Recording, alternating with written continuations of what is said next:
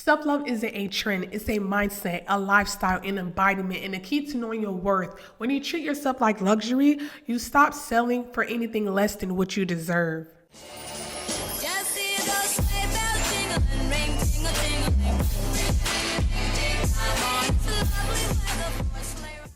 Hey girl, hey, let's unwrap the most important gift this season, you, because the ultimate glow up starts with self-love. And trust me, that's the best gift you'll ever give to yourself. So subscribe and stick around because today we're getting real about building confidence from the inside out. Now let's get straight into today's topic. What is self-love? Self-love is appreciating, respecting, and nurturing your mind, body, and spirits. It's also recognizing your worth without tying it with achievements, external validation, and society standards. Anybody can have self-love when they work on themselves by treating themselves kindly, setting healthy boundaries, and prioritizing their well-being unapologetically. Self-love is unique to everyone because we all have our different needs, experiences, and ways of feeling our best. For some, it may be taking rest and recharge, setting goals, or fulfilling our dreams. It's about what works for your mind, body, and soul. How would you describe self-love in your life? For me, self-love means forgiving myself when I make mistakes and giving myself grace, because usually we all make mistakes and sometimes we beat ourselves too much of it. It's already enough that we're already beating ourselves up regarding within the circumstances. For us to beat ourselves up internally, that's just too much behind whooping. Like, one is enough, okay? So the only way you can any mistakes you make in life, the only way you can overcome it is just by giving yourself grace and learn the lessons out of it.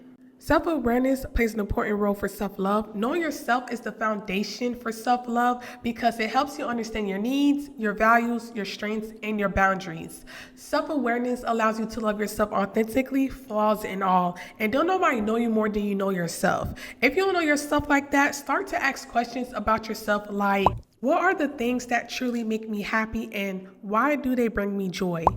What are my biggest strengths and how can I use them more in my daily life? What are my non-negotiable values and am I living in alignment with them?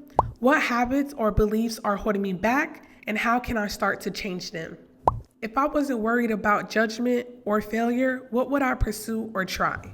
Answer these questions and start acting on it because self-love also begins with action and experiences. Self-love begins within your daily habits. How are you taking care of yourself? How you treat yourself is exactly how you feel about yourself. If you need help on creating small habits to build a foundation, don't worry, I got you. You can start off creating small habits like morning positive affirmations. You can say to yourself, I am worthy of love and care. As well, one of my favorites, I like to look at myself in the mirror and smile at myself for a few seconds, and you can do the same and tell yourself that I love you. It will show appreciation of your presence and your existence. As well, are you having any pampering sessions like a spa night, a exfoliation day, or a retinol night? What are your self-care rituals? Like give yourself a bubble night once a week. Like that will ease your mind and your body. Like that's the best. I feel like the best self-care at home is a bubble bath. Give yourself a bubble bath. Buy yourself some rose petals. Girl, go to the store, buy yourself some rose petals, stir up that bath and light up them candles.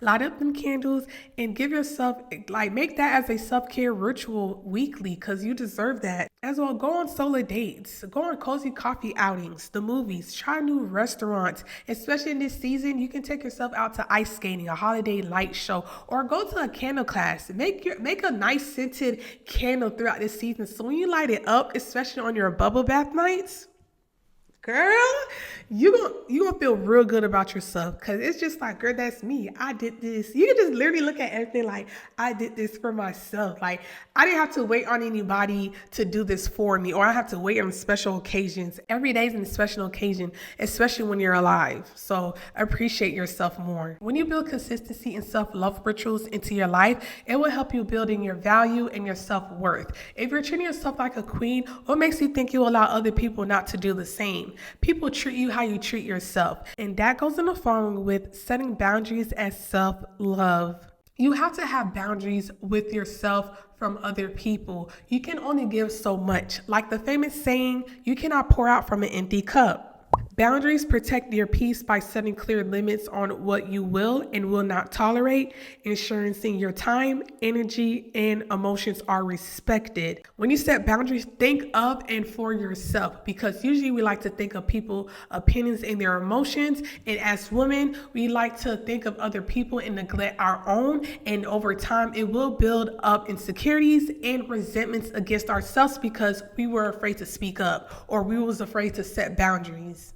Boundaries are a form of self-care that reminds you and other people that your peace is non-negotiable. Treat your boundaries as law with yourself and others of something that you cannot compromise. Your standards and values or consequences will get dealt with. Here are ways for you to set boundaries. For example, time boundaries.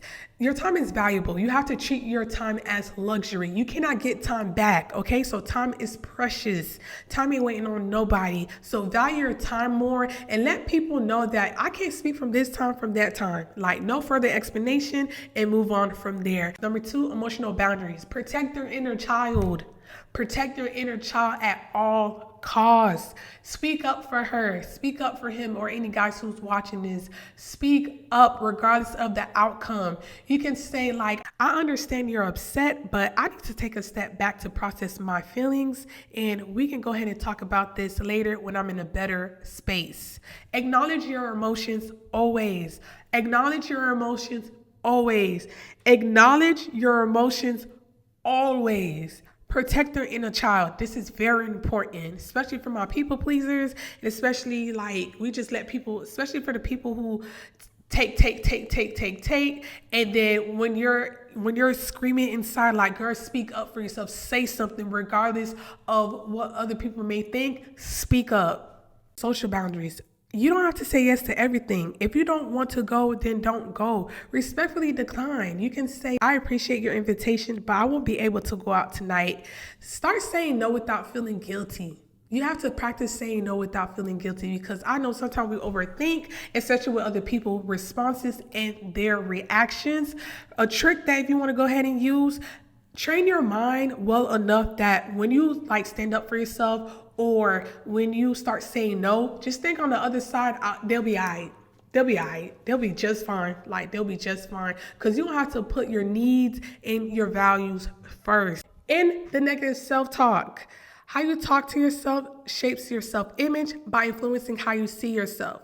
Positive self-talk creates confidence and self-love, while negative self-talk creates insecurities and doubts. The way you talk to yourself impacts your abilities, your worth, and your appearances. So in the negative self-talk, if you want to build self-love, real talk. Turn your I'm not good enough into I'm growing every day. You have to force it, because we all have our days. I know the other day I was dwelling into negative thoughts, and it was just like nonstop, to the point that I was like, you know what? I'm going to have to pray, because if you don't control it, it's going to control you. So I can go ahead and share one of my favorite affirmations I like to use to end my negative self-talk, which is I am divine or I am worthy. There's one I definitely like to use, especially on days when I feel defeated, is God is within you, you're not going to fall.